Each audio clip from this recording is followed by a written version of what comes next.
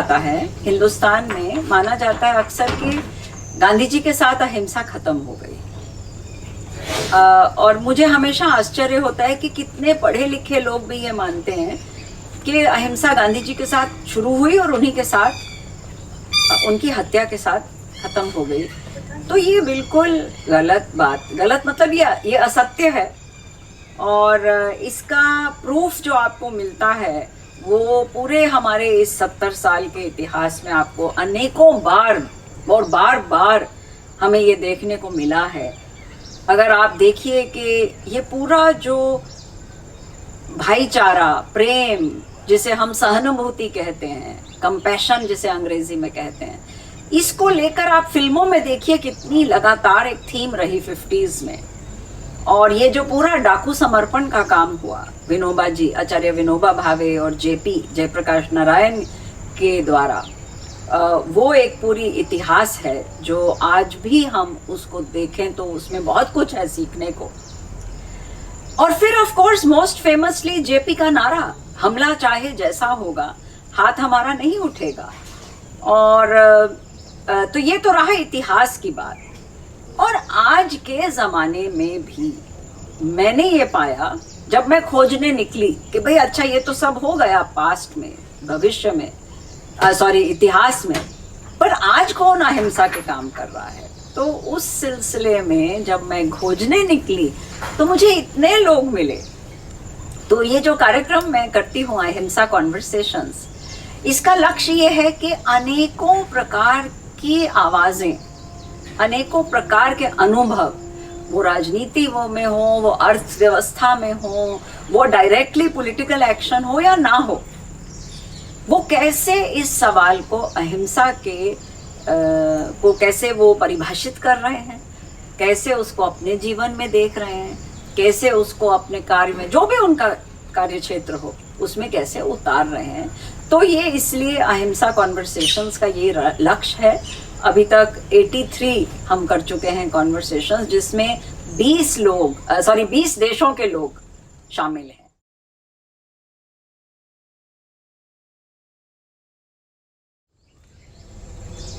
ये भी सच है कि कई लोगों को लगता है, कई लोग मतलब आम समाज में आपको ये बात सुनने में मिलती है कि भैया अहिंसा एक बहुत प्रिय आदर्श है, लेकिन करना बड़ा मुश्किल है। और ये तो जो चंद अच्छे जिसे हम कहते हैं ना सज्जन पुरुष, वो ही कर पाते हैं, बाकी तो जो है वो दुनिया हिंसा के ही पक्ष में रहती है या हिंसा के प्रति फिसलती रहती है, कोशिश करके भी, वगैरह वगैरह। तो मैं ये मानती हूँ कि ये बहुत नकारात्मक एक दृष्टिकोण है। और अगर आप एक्चुअली असल में रोजमर्रा की जिंदगी को अगर आप देखें तो आपको साफ दिख जाएगा कि अगर हिंसा की प्राथमिकता होती, डोमिनेंट होती, तो आप और हम यहाँ इस तरह विचर ना रहे होते, जीवन संभव ना होता। और ये बात भी कई अहिंसा कॉन्वर्सेशंस में कई हमारे वक्ताओं ने इस बात को अलग अलग गहराई से उजागर किया है। तो एक तो ये, क्योंकि देखिए ना, इसमें ऐतिहासिक रूप पे एक बार ये बहुत स्पष्ट कर लेना चाहिए अपने मन में कि भाई अगर हिंसा मानव जाति का प्राथमिक इम्पल्स, मतलब हमारी प्राथमिक प्रवृत्ति होती, तो हम यहाँ तक पहुँचते ही नहीं। भाई चांद तक जाने वाली हमारी ये पूरी तकनीक, टेक्नोलॉजी, संस्कृति, कल्चर, सिविलाइजेशन बनता ही नहीं कुछ। तो ये तो बुनियादी सत्य है कि हमारी मानव जाति की प्रवृत्ति में जो अहिंसा से जुड़े जो सारे संकल्प हैं, सहानुभूति, करुणा, मैत्री, भाईचारा, ये हमेशा कायम रहते हैं और कायम रहे हैं। इसलिए समय समय पर लगेगा, और खासकर विशेष घटनाओं में तो लगता ही है। अब जैसे आज हम तभी बात कर रहे हैं जब 2 दिन पहले एक बहुत शर्मनाक घटना हुई है, जिसमें बड़ी क्रूरता से किसानों की हत्या हुई है। तो उस घड़ी में तो जरूर लगेगा कि अरे देखो, अंत में तो हिंसा जो है वो जानलेवा होती है और अहिंसा जो है वो देखती रह जाती है। लेकिन अगर आप इसको बड़े चित्र पे देखें तो वो जो उनकी शहादत है उन किसानों की, उसमें भी अहिंसा के जो बीज हैं और अहिंसा को मतलब वैलिडेट करने के कई उसमें आपको लक्षण मिलते हैं। इसलिए गांधी जी ने फेमसली कहा ना कि भाई ठीक है तुम मुझे, और जो कि साबित हो गया, उनके जीवन, उनके इरादा और उनकी हत्या से साबित हो गया कि तुमने मुझे मारना है मार लो, लेकिन तुम खाली मेरे शरीर को मार पाओगे, ना मेरे असूलों को मार सकते हो, ना मेरे लक्ष्य को मार सकते हो, और ना मेरे आदर्शों को मार सकते हो। और बाकी जो इतिहास ने करके दिखा दिया कि दुनिया भर में गोडसे का नाम नहीं है और गोडसे को गलत ही माना जाता है। बेशक हमारे देश में आज लोग हों जो एक निहत्थे बुजुर्ग इंसान की हत्या करने वाले को हीरो मान रहे हैं, लेकिन सच तो ये है कि दुनिया भर में, और ये खाली 21वीं सदी की बात नहीं है, ये तो पीढ़ी दर पीढ़ी रहने वाला है। जो कि आइंस्टाइन ने कह दिया ना कि आने वाली पीढ़ियां आश्चर्य करेंगी कि ऐसा भी मनुष्य था। वो ठीक है, वो गांधी जी के बारे के उनके व्यक्तित्व के बारे में कहा जाता है, लेकिन मोर इम्पॉर्टेंट जो ऐतिहासिक गांधी जी थे उनसे कहीं ज्यादा जो है अहमियत मैं मानती हूँ कि अनंत काल गांधी, जो अनंत काल गांधी हैं, जिसको हम इटर्नल गांधी कहते हैं, उनकी इम्पोर्टेंस जो है वो अहिंसा की ही इम्पोर्टेंस है। वो एक दूसरे से बिल्कुल मिले हुए हैं।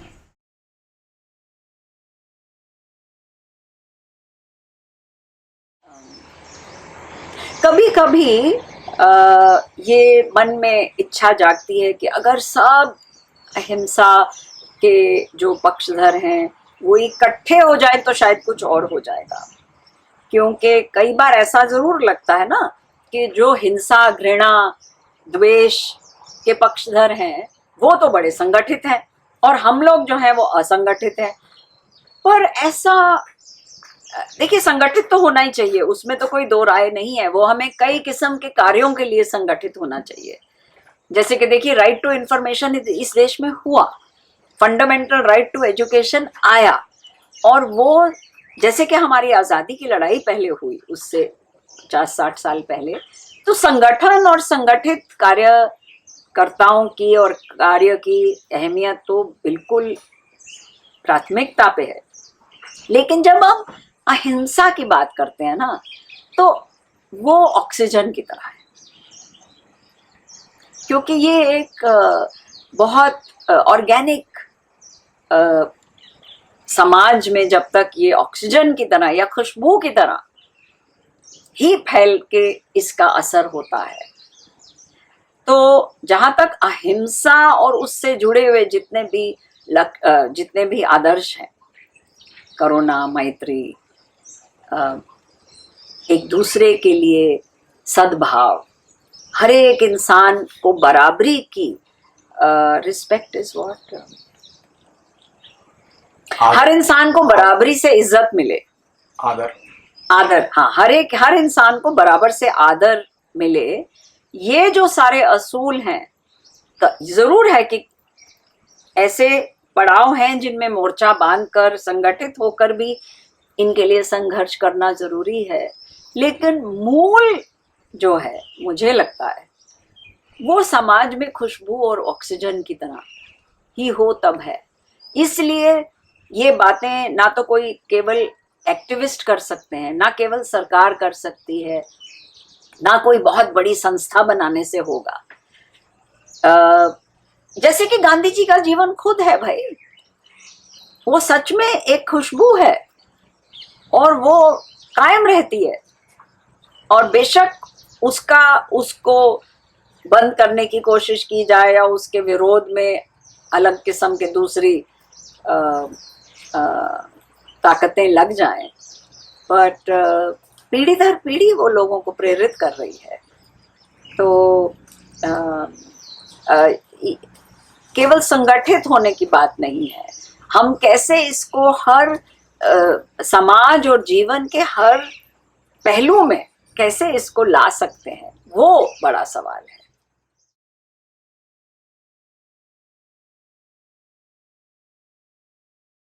तो अहिंसा के रास्ते पर एक जो चुनौती है वो ये है कि अगर हम घृणा करने वाले से भी घृणा करेंगे हम, तो फिर तो मसला और विकट हो गया ना। हमने मतलब समस्या को डबल कर दिया। तो ये तो बड़ी बुनियादी बात है। अच्छा, अब वो घृणा के भाव हो सकता है उठें एक बिना, क्योंकि हम सब आम लोग जो हैं, हम लोग जो संत महात्मा नहीं हैं, भाव तो उठ सकता है, लेकिन उस भाव को हम देख के उसको ऐसे काबू की बात नहीं है। बट हाँ, ये बाबा आमटे बड़ा सुंदर कहते थे, मे बी उससे मैं बेटर इसको एक्सप्लेन कर पाऊंगी। वो कहते थे देखो, मतभेद हो सकता है, मतभेद तो जरूरी भी है अगर हमने जीवन में अनेक प्रकार की इनोवेशन और नवोन्मेष करना है, लेकिन मनभेद कैसे हो सकता है और मनभेद क्यों हो? तो हम 2-3 तब यंगस्टर्स थे हम लोग, हमने बाबा से कहा कि पर बाबा क्या करे, हो जाता है कभी कभी मनभेद की फीलिंग आती है। He said, हाँ, तो वो जो होते हैं ना मच्छर, ऐसे सर के ऊपर मंडराने लगते हैं, कुछ कुछ होते हैं ऐसे मच्छर, वो ऐसा वो तो उनको हटा दो ना।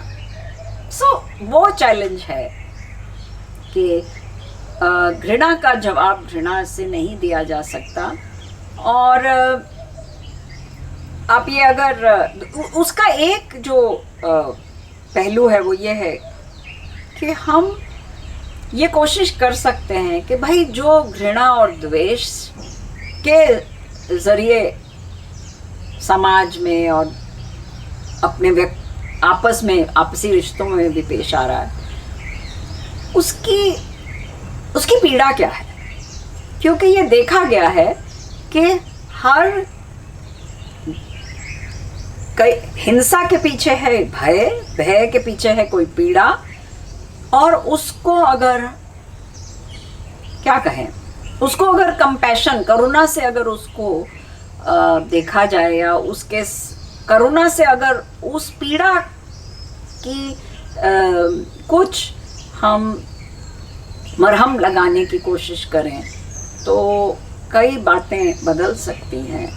और ये अहिंसा कॉन्वर्सेशंस में एक बहुत अद्भुत जो वक्ता रही, निशा आनंद, अमेरिका में रहती हैं और काम करती हैं, तो उन्होंने कहा कि देखो, जो खुद पीड़ा जिनके साथ कोई हिंसा हुई हो, ज़्यादातर वही हिंसा करते हैं। और अगर इससे हम उनके गलत एक्शंस, उनके गलत कामों को हम सही नहीं बता रहे, लेकिन अगर ये हम सहानुभूति से अगर हम उनकी ये समस्या को समझ पाएं, तो फिर डायलॉग के रास्ते खुलते हैं। फिर कई प्रकार से एक दूसरे की हम बारीकी से समझ मनाने की प्रक्रिया को लेकर अनेकों दिशाओं में आगे बढ़ सकते हैं। क्योंकि देखिए, अब तो विज्ञान ने भी दिखा दिया कि हिंसा और अहिंसा दोनों मानव जाति के मतलब हमारी उपज, हमारे जेनेसिस, हमारी जो इवोल्यूशन है उसका हिस्सा है।